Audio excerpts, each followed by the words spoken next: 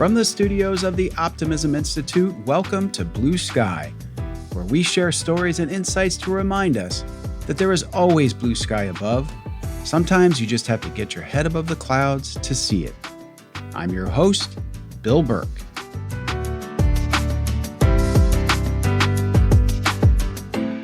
Today's Blue Sky guest has a life story that reads like fiction, but is 100% true and thoroughly inspiring.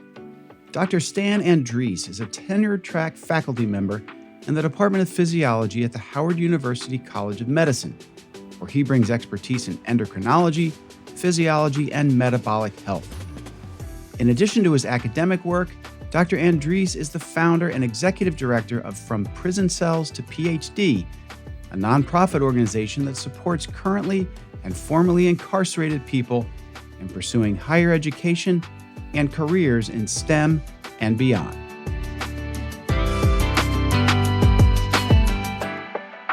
As you'll soon hear, Stan himself is formerly incarcerated, and after applying to colleges from prison, he earned his PhD in physiology from St. Louis University and an MBA in finance from Lindenwood University, before completing a prestigious postdoctoral fellowship in pediatric endocrinology at Johns Hopkins School of Medicine.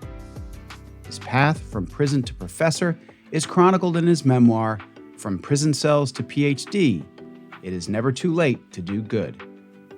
Beyond his work at Howard, Stan serves on advisory boards and national committees for the NIH, Endocrine Society, and National Academies of Sciences.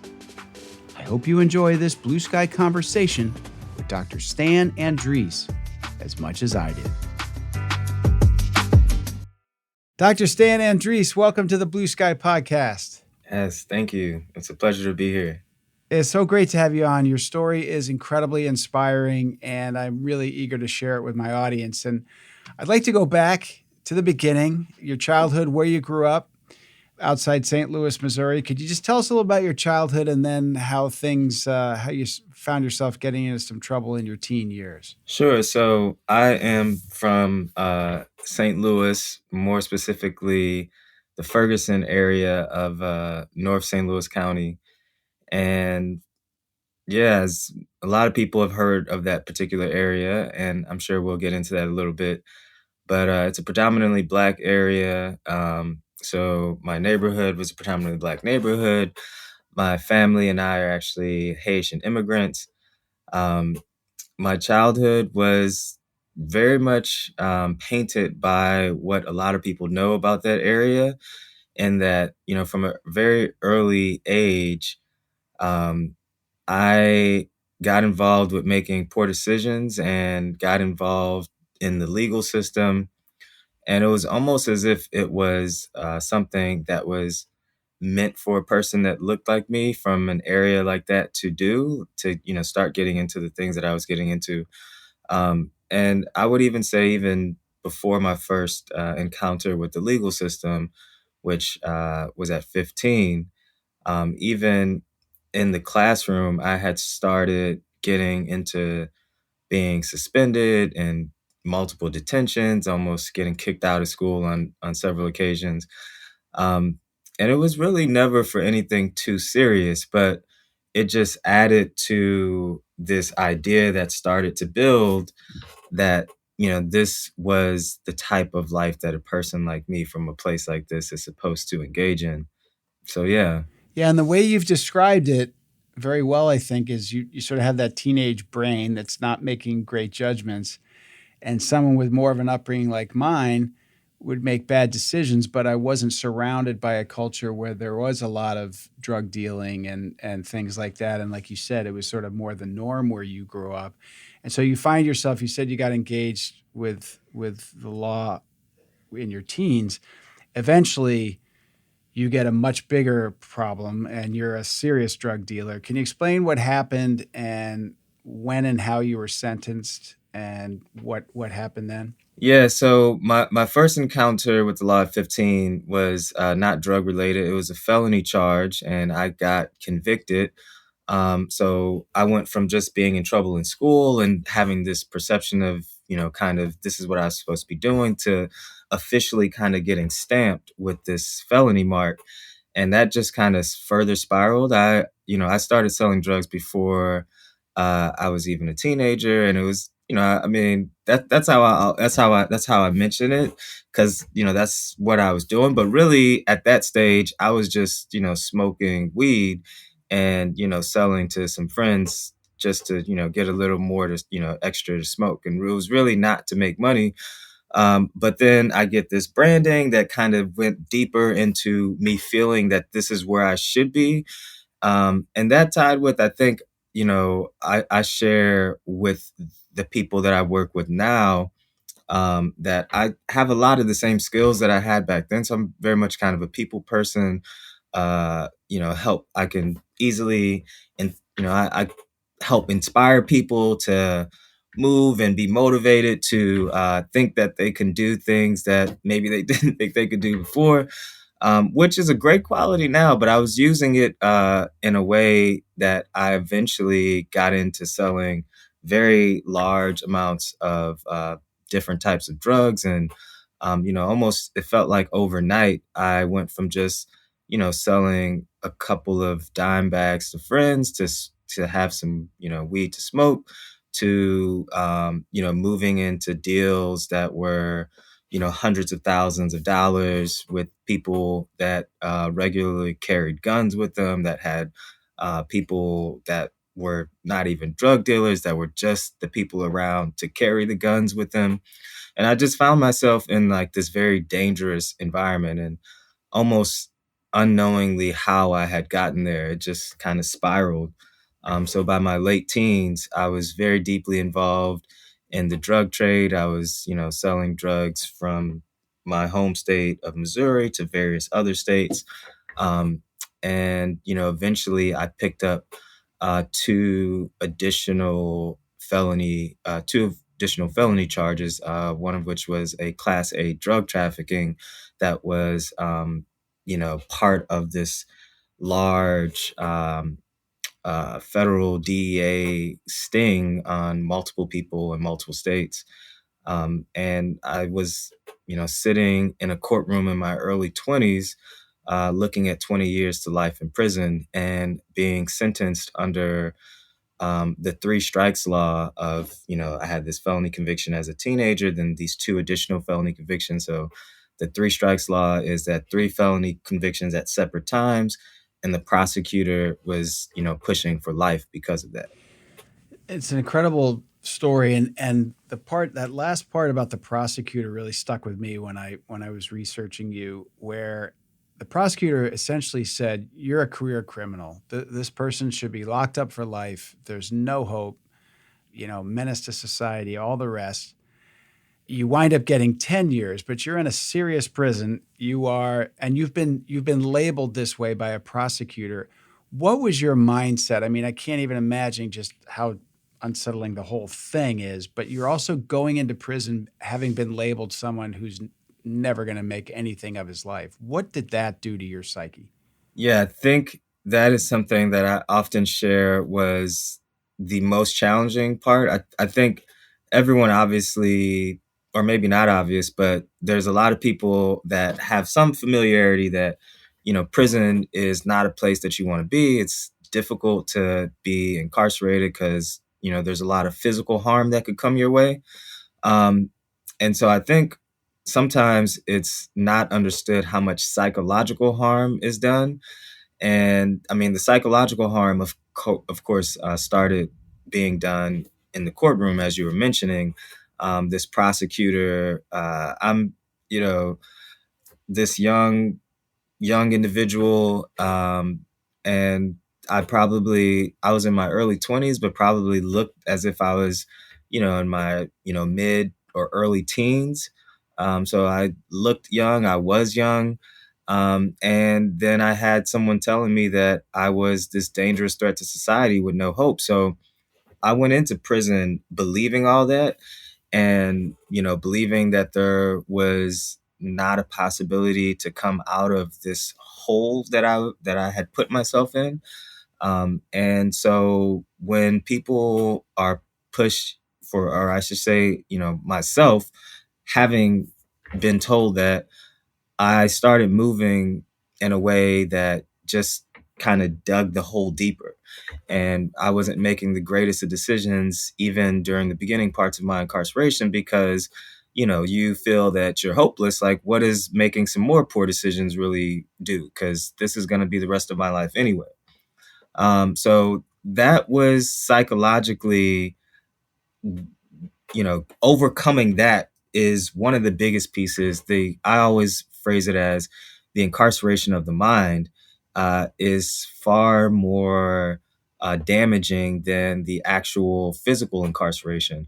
And I'm sure we will get into some of the work that I do now, but a lot of the work that I do now is helping people break out of the psychological incarceration, because a large, almost 96%, I believe the number is, of people who are incarcerated will one day leave incarceration. But so many people who leave incarceration physically, mentally, psychologically, emotionally, are still incarcerated. And so for me, I was fortunate enough to have this mentor step into my life in that early parts of my incarceration. And that person, this mentor, started helping me see myself differently and started investing in my potential, both putting money, time, and investing in me.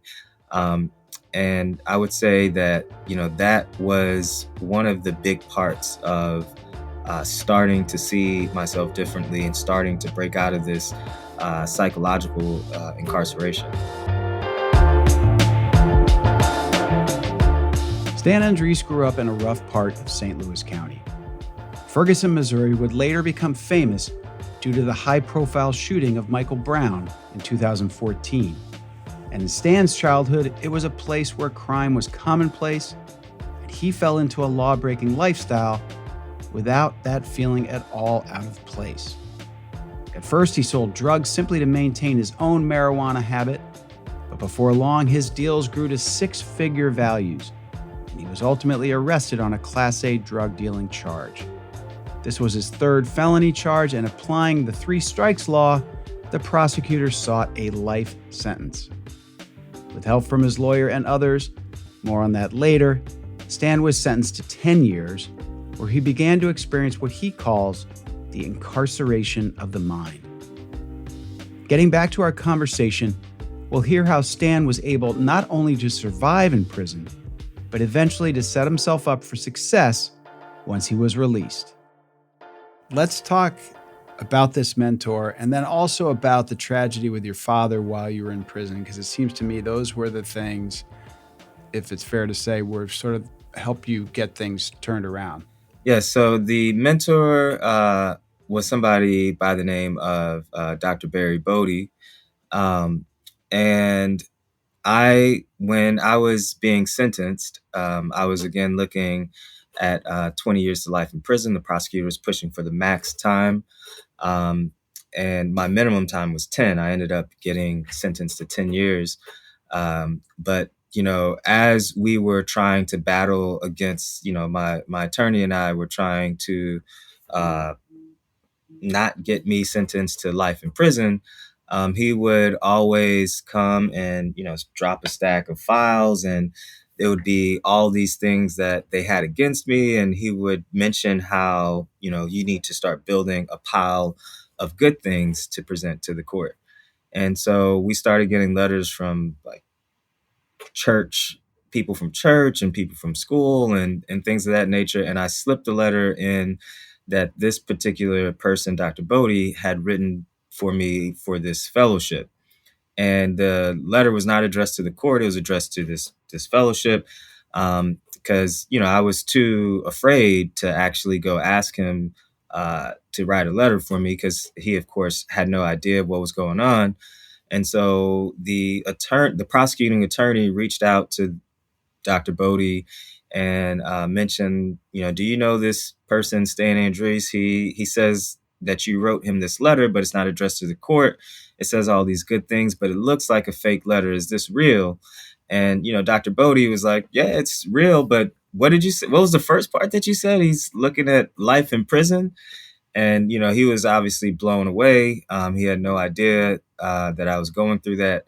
And so he reaches out to, ask me, is this true? Are you looking at life in prison? Like, what is going on? And I kind of break it all down to him, and was pretty certain that he was going to run, bolt out the door and tell me never to come back again.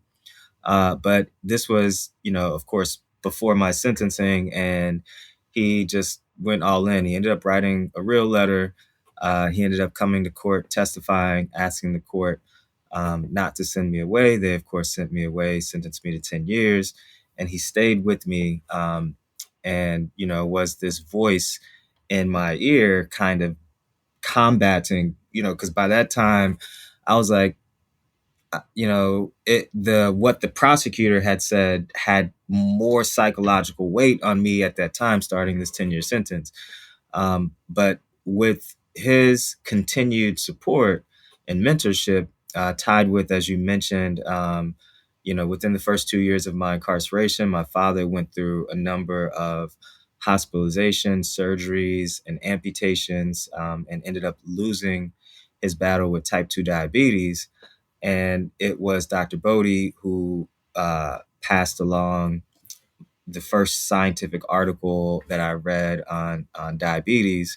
And, for your listeners who may not be familiar with scientific articles, every other word is something you've never heard of before. And in prison, there is no WebMD or Google, and definitely Chat GPT wasn't around back then.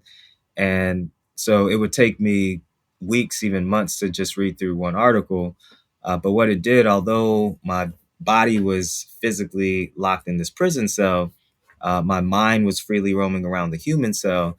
And that was a big part of me freeing my mind from this psychological, emotional incarceration.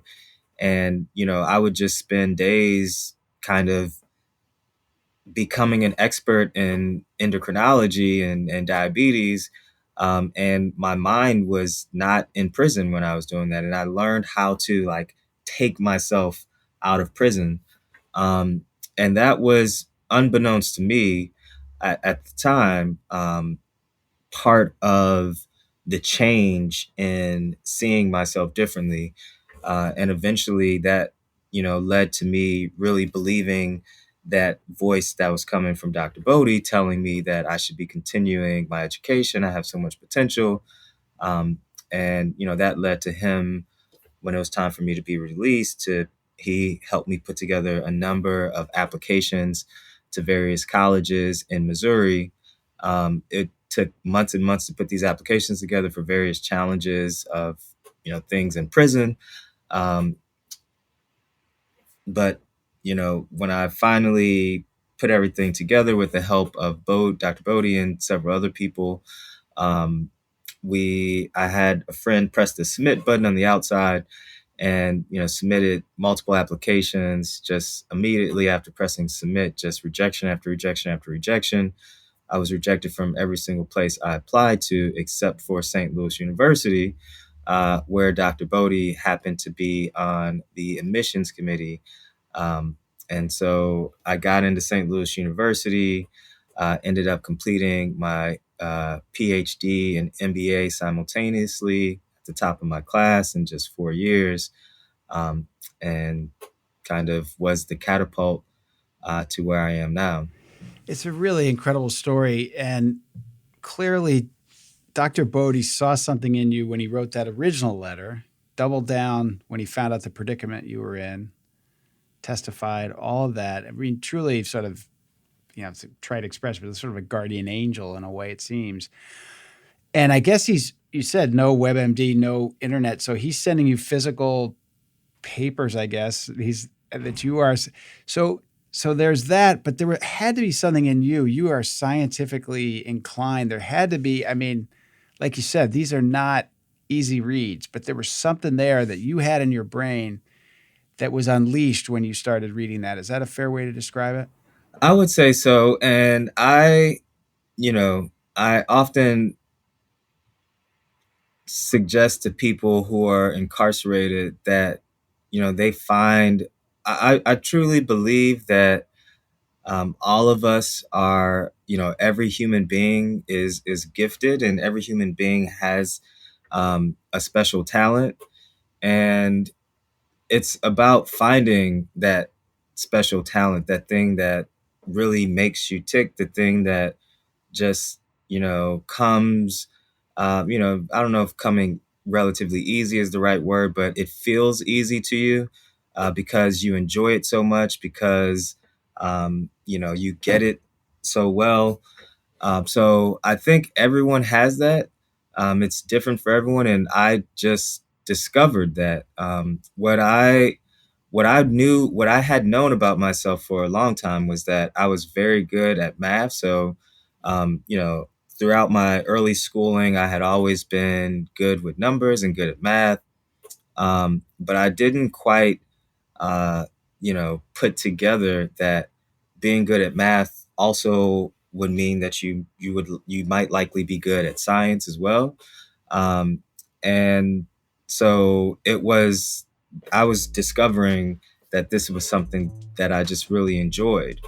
And so that just led me to just want to just dive all in and just never stop. I mean, there's, certain things that you do that you really have this joy, or brings you joy, and you just don't want to stop. And that's, I mean, it happened to be at a very opportune time because I had a lot of time.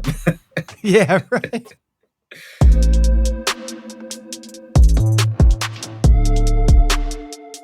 It's clear that there was something special about Stan Andrisse that made an impression on Dr. Bodie. And it's remarkable to hear how this man supported Stan during his sentencing, while he was in jail, and later when he applied to colleges. If we ever wonder if we as one person can make a difference in the world, it's helpful to hear a story like this one. By reading academic papers sent to him behind bars, Stan says he was able to liberate his mind, and he realized he had a special talent for and interest in science. He applied to several colleges and was rejected from all but St. Louis University, a school that took a chance on him based on the recommendation of none other than, once again, Dr. Bodie. You clearly have a lot of grit. I mean, you talk about applying to college from prison, and people are listening to this who themselves have applied to college, have helped their kids apply to college. And these days when kids are applying to college, it's, varsity letters, and they started a nonprofit and they did a semester in Spain or whatever it all is. And here come these applications for prison. And God bless Dr. Bodie, because I can imagine too, his peers on that admissions committee are looking at him like, are you serious? But you took advantage of the opportunities that you had. And that gives me an opportunity to ask about something I heard you say that I really appreciated, was your belief that talent is evenly distributed across different ethnic groups, different people with different backgrounds, but opportunity is not. And I think that's a really profound and eloquent way to say it. And you got an opportunity and you had the talent and you made the most of it. Can you talk about that philosophy and how it is applied and you've seen it in your life?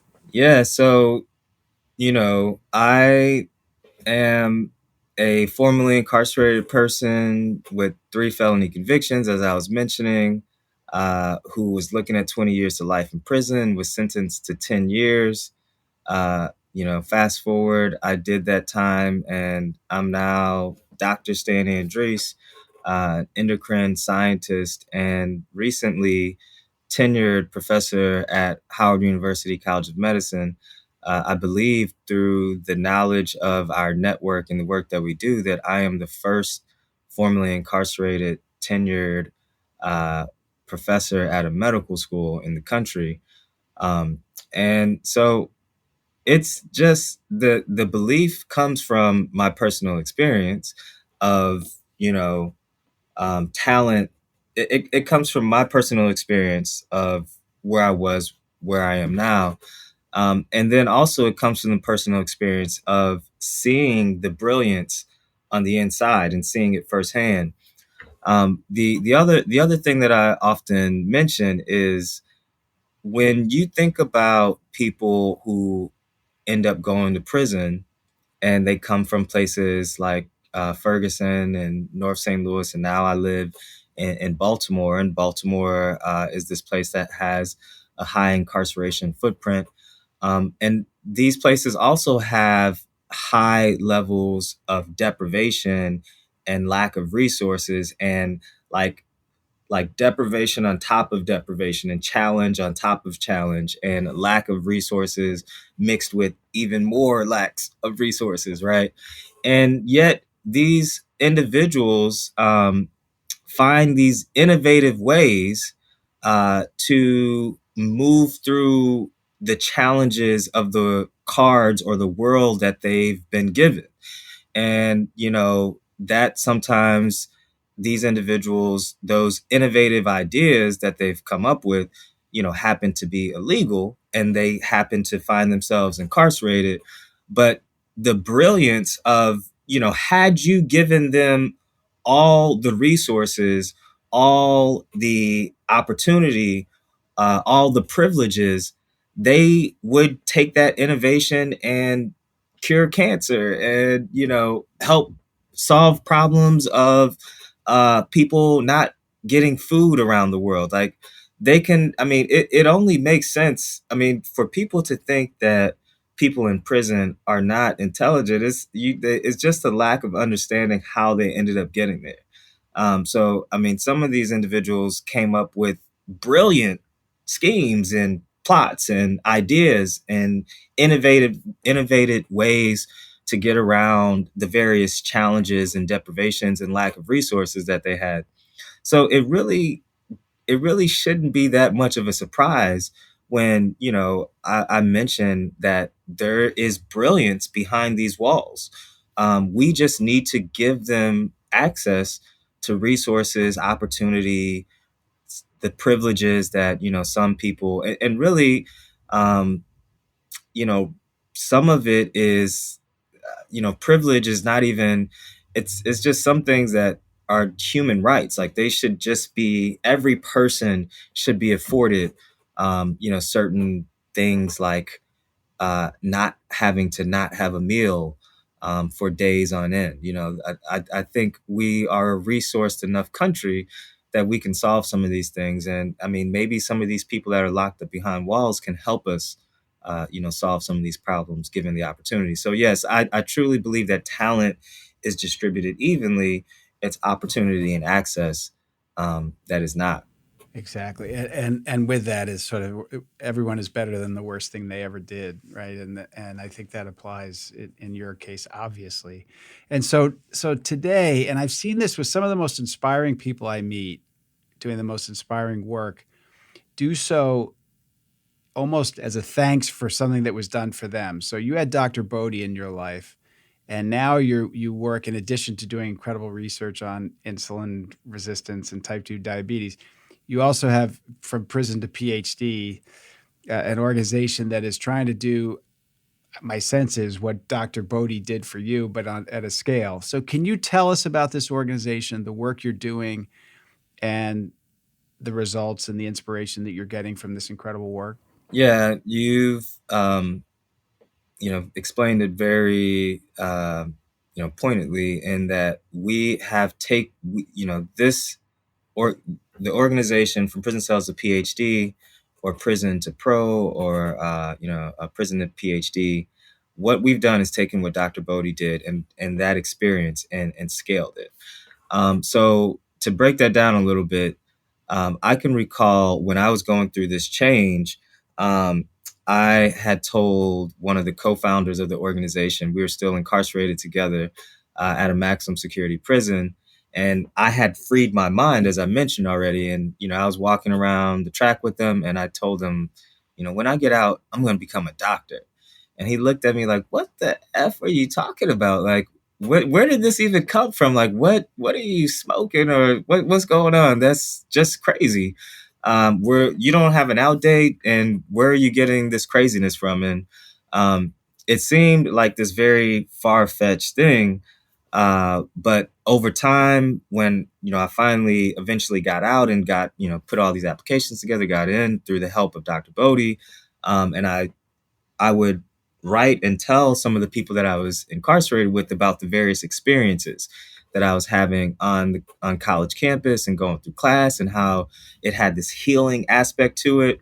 And I basically got a few of them excited about, like, man, like Stan made this big change and it looks kind of cool actually. Like, he's on campus with, looking nice, talking to various people. It looks like kind of fun. And so I made it look kind of cool, I guess, is kind of a way to put it, or and doable. And to see someone that they were just sitting next to, that was told that they couldn't do this, to be doing it, it inspired them that they would be able to do it. And then I gave them that inspiration, and then I also gave them some actual useful tools and connected them to other people that I started building networks with, like Dr. Bodie and other people on the outside. And so I kind of gave them the playbook on how to make it happen and what resources that you might need to do it. And so they did it, and they got out and they got into school, and they started to see how impactful it was. And we did that for, probably a handful of people, maybe close to 10 friends that we were incarcerated with. And we were like 10 for 10. Everyone was successful. And so we thought that we should take this to scale, and we eventually founded the nonprofit. And there's really kind of three core tenets to the work that we do: is mentorship. And so peer mentorship, I should say.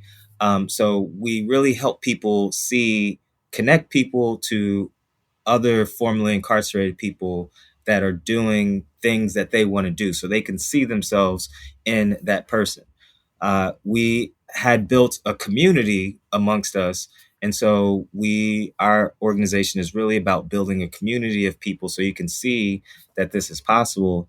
And then, connecting people to resources and opening the door by using that community. And that's, essentially what Dr. Bodie did, was, provided me mentorship. We built amongst ourselves this community of people, and then we started passing along the playbook and the resources.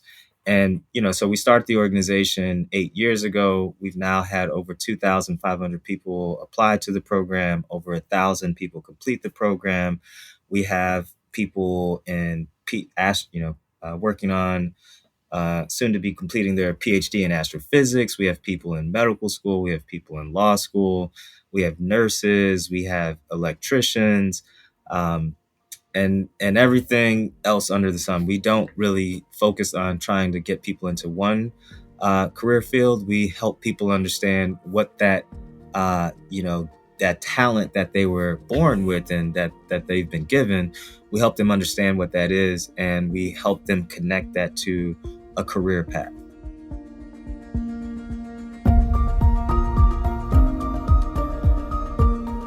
Stan Andrisse says that talent is evenly distributed across different population groups, but opportunity is not. He says that in places like where he grew up, a lack of opportunity leads some very talented people into lives of crime. And he reminds us that, as he says, there is brilliance behind prison walls. His From Prison to PhD program works to turn this brilliance into opportunities, using the power of examples like Stan's and others who've gone on to have success once they were released from incarceration. Let's get back now to our conversation to learn more about the amazing results this organization has had. I was on your website, your organization's website, and the statistics, there's the volume of people that you've worked with, which is incredible. But matriculation rate post-secondary is like 98%, and the GPA of these people when they go to school is approaching 4.0. And I mean, it's unbelievable. So how does someone in prison find you? Is Is the prison itself helping you identify sort of the people that seem to have like a go-get-em attitude? How are you finding these people? It's incredible. I mean, given that it was just Giving Tuesday yesterday, and as a nonprofit, I would be remiss not to mention that it was Giving Tuesday, which is a time to give to nonprofits that you feel passionate about supporting their mission. Um, and I say that to say that, so how do we find the people that we work with?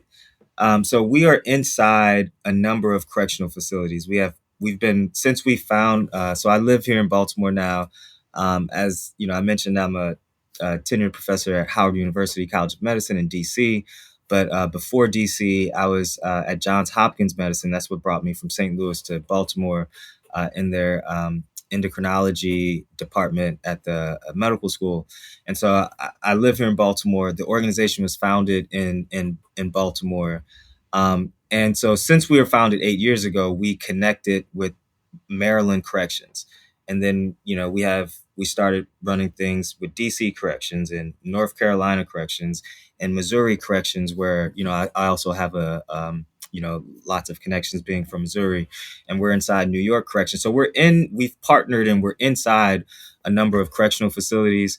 But then it's things like this that spread the word. So we are now the other reason I mentioned Giving Tuesday, we're kind of almost overwhelmed with people from all over the country, incarcerated people from all over the country reaching out to us, to support. So one of the things that we've also done since almost our beginning, because our data and my experience and the experience of the other co-founders tells us that a connection to the outside world, even with no programming or no access to resources, because the program that we run, which is called the Prison to Professional Scholars Program, it provides scholarships and resources and access and a lot of other things. And due to funds, we could only provide that to a number of folks. But that number of folks happens to be, in the range of about 170 people a year. But we have even more reaching out to us. And what we do, we started a pen pal program. So we can't exactly provide them the scholarships and the access to various opportunities that we have. Like we have a full ride scholarship here in Baltimore through a National Institutes of Health grant, which, I always used to mention that NIH is Dr. Fauci's organization. That made more relevance. We're already so far past COVID, but many people remember Dr. Fauci talking to us every day on the TV. But the NIH is not just his institute. It's the number one funder of medical research in the world. And they help fund us. We're one of their first projects that fund formerly or currently incarcerated people to get a full ride to go to a community college to pursue a STEM degree, then a 4-year college at Howard University in a STEM degree and doing research. So to people that reach out to us from all over the country, we can't provide that type of opportunity to them, but we are able to connect them to the outside world through our Pen Pal program, which is a pretty vibrant connection. And, a person like yourself or any one of the listeners listening in right now can actually make a very big impact just by simply writing one letter a month. That's what Dr. Bodie gave me this lifeline by simply like writing to me and not really knowing. He had no experience with people who had been in prison. But it was just, he gave me this lifeline. And there's a lot of research that shows just writing a letter can make, really make a difference in a person's life and keep them from going back to prison. Amazing. I had a guest on this show, a man named Jeff Korzenik, you may be familiar with. He wrote a book called Untapped Talent. His is more about hiring people right out of prison. And one of the things he said to me was something you hinted at here, which is what a lot of folks need who are incarcerated is just some vision of what could be on the other side. It's so hopeless at times, and you just think, this is my life. I'm a career criminal, as you were labeled. But just painting that picture, and it also reminds me, It's a book that it seems to come up like every 5 episodes or so. Man's Search for Meaning by Viktor Frankl, where he was a Holocaust survivor, and he looked at those who survived the concentration camps, and it was people who had some meaning outside that they could point to. I want to get back to my profession. I want to get back to my family, something on the other side.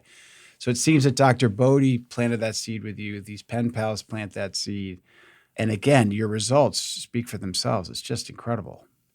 And you're not only doing things for these individuals, the expense of incarceration and therefore the expense of the recidivism rate and all these things too, just as a society, this is such a gift to society, let alone these individuals who you are helping out. It's really remarkable work.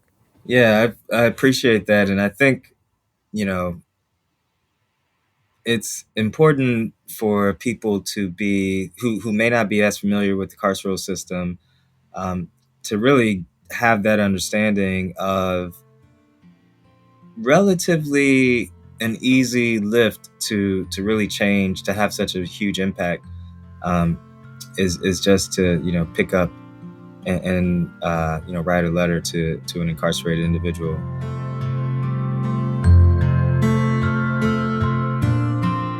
As Stan says, from prison to PhD can make an impact with seemingly small and inexpensive gestures, like being a pen pal for someone behind bars. Just one letter per month can help give hope and paint a picture for what's possible for prisoners post-release.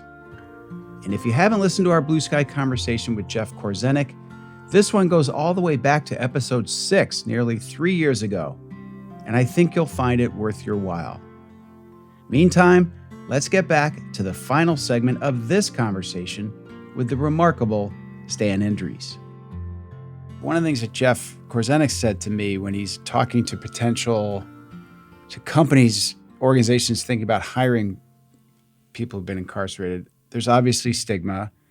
There's also, the box you check, and we could talk about ban the box as well.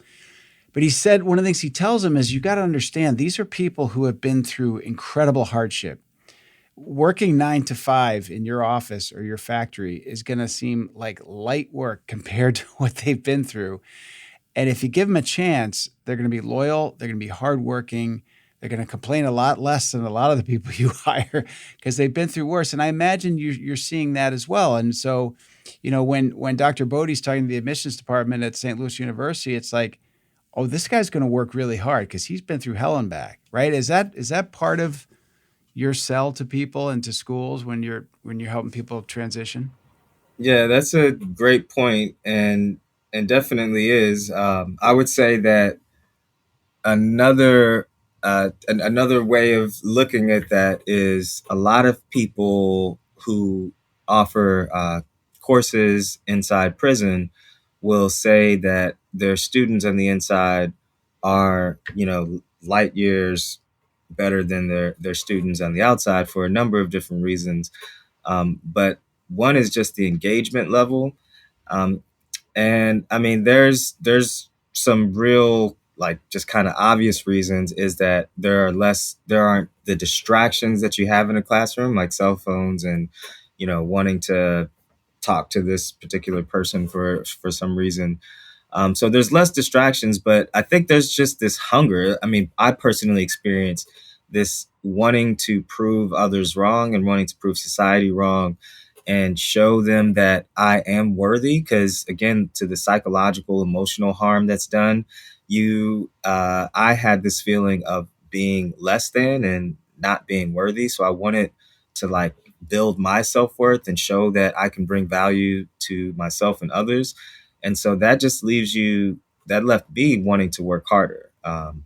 And that's what we've experienced. You mentioned the GPA of our students.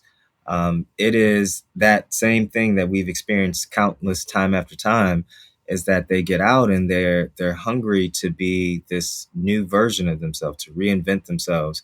And we've given them an avenue, and we're kind of helping them rewrite their story.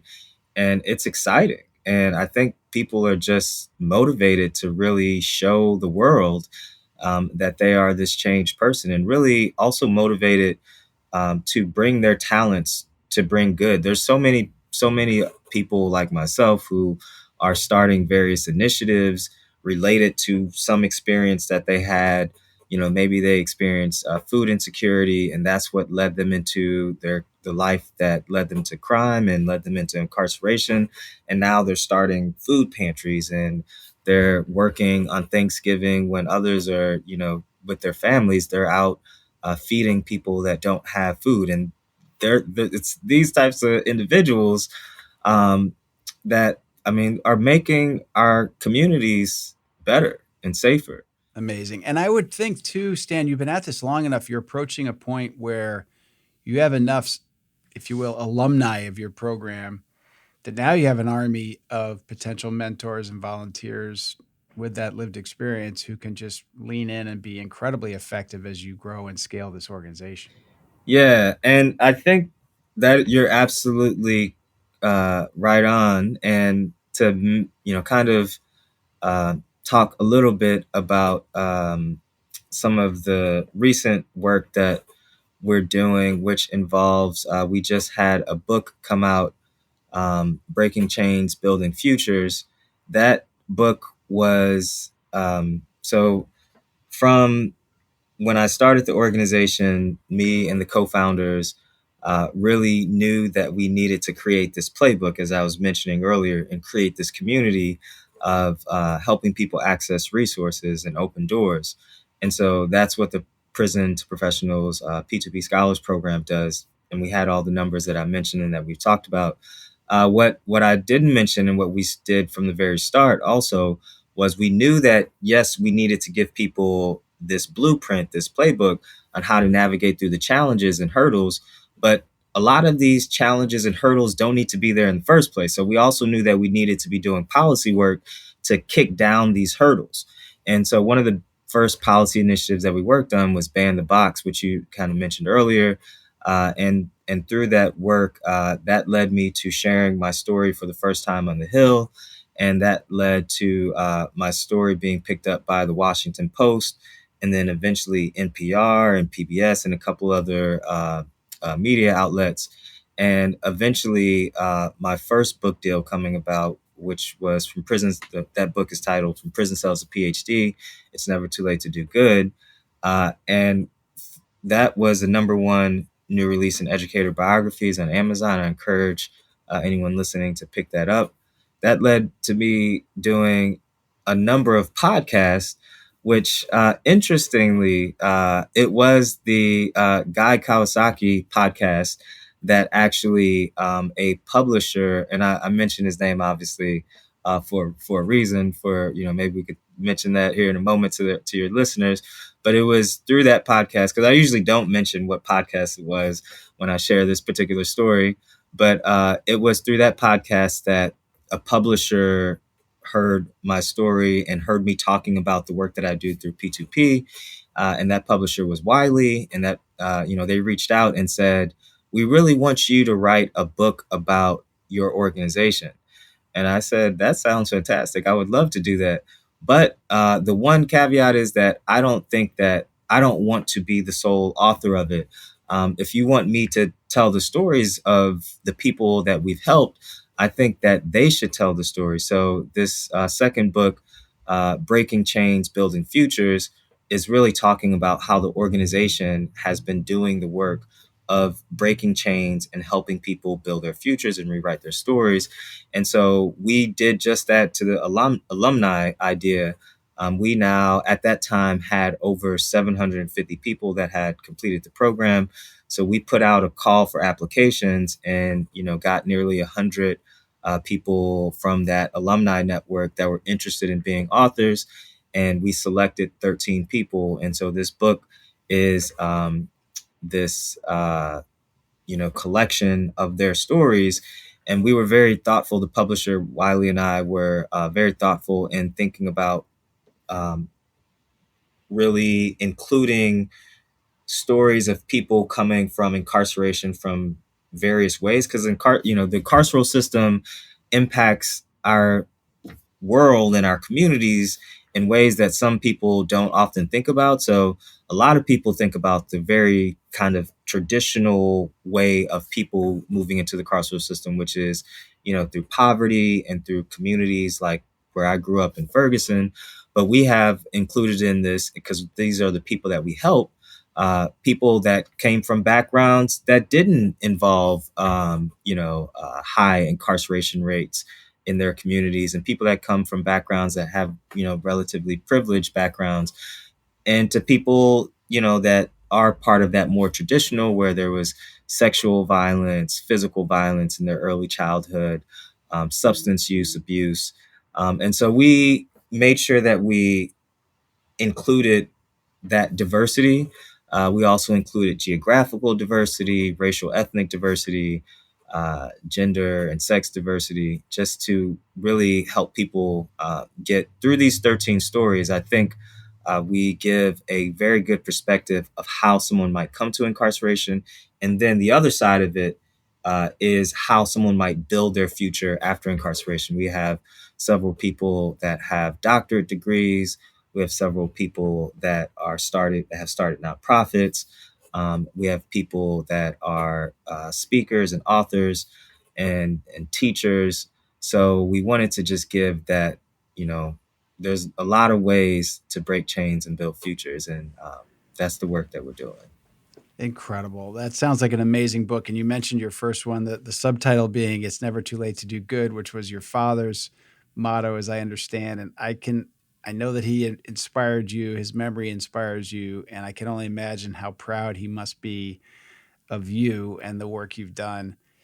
It's incredibly inspiring. I'm going to encourage everyone to learn more about your nonprofit. Tell us what the best URL is to go to learn more and to give to the work that you're doing.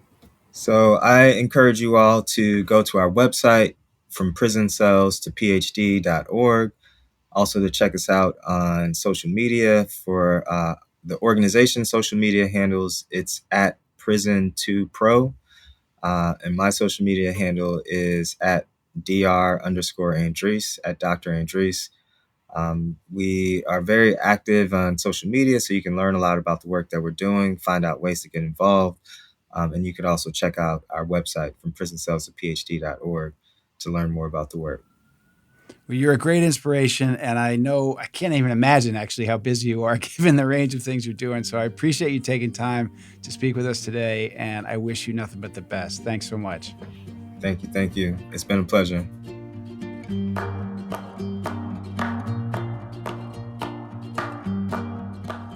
I'll add a tip of the cap here to Guy Kawasaki, as not only did his podcast interview help Stan connect with a publisher, it's also how I came to know his work.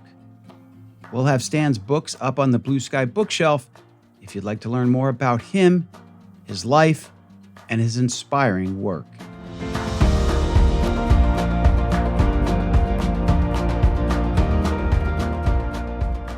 I hope you enjoyed this Blue Sky conversation with Dr. Stan Andrisse. Before you go, please take a minute to leave us a rating or review. While you're at it, you might want to subscribe to Blue Sky wherever you get your podcasts. Sign up for the Blue Sky Weekend newsletter at theoptimisminstitute.com. And of course, follow us on social media. This and all Blue Sky episodes are made possible by the incredible editing and mixing done by the team at Sound On, Sound Off. You can learn more about their work at soundonsoundoff.com. All graphic design and cover art for Blue Sky and the Optimism Institute are provided by Crush Graphics. That's Crush with a K, if you'd like to check out more of their fantastic work at crushgraphics.com. Until next time, I'm the founder of the Optimism Institute and host of Blue Sky, Bill Burke, and I thank you for listening.